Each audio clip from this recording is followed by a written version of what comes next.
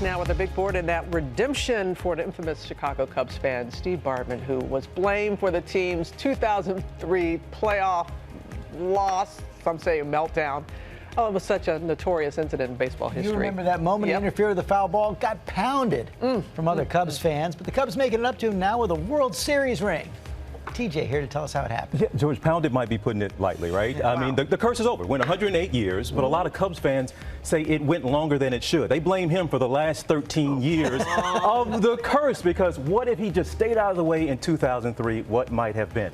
He was harassed. He got death threats. It wasn't just about jokes. But now with this ring, are we all finally ready to move on? One of the most infamous fan interferences in sports history.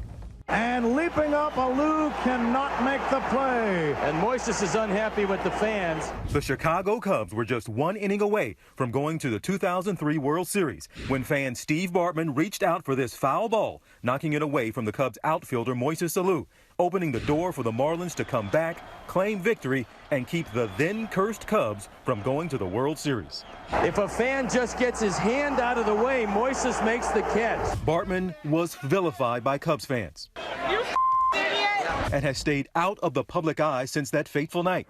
How can a fan not realize that your left fielder is right there? You should have the common sense to back off from that. But after a 108-year drought, And the Cubs have finally won it all! the Cubs won the World Series last November, and on Monday, Bartman received a Cubs World Series ring from the team.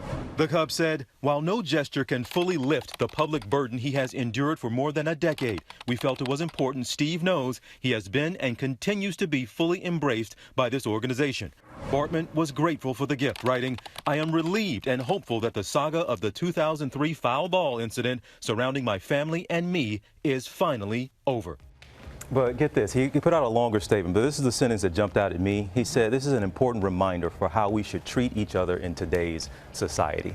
And he said, reminded folks, view sports as entertainment. Folks, I know you love your team, but this is a game, and this guy should not have endured what he had to endure. And he wasn't the only one reaching over there trying to get that ball. But, you know, but that being said, how cool is it for the Cubs to say what they did and what Steve said as well? And we love sports, love it.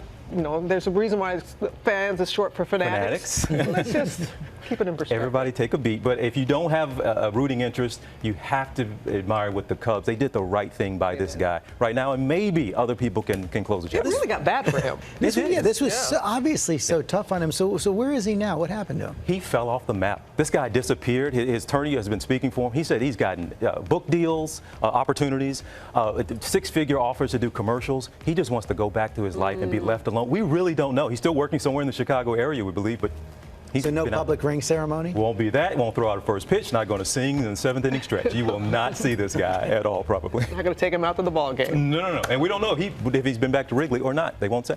Wow. All right. Thank you, TJ, as always.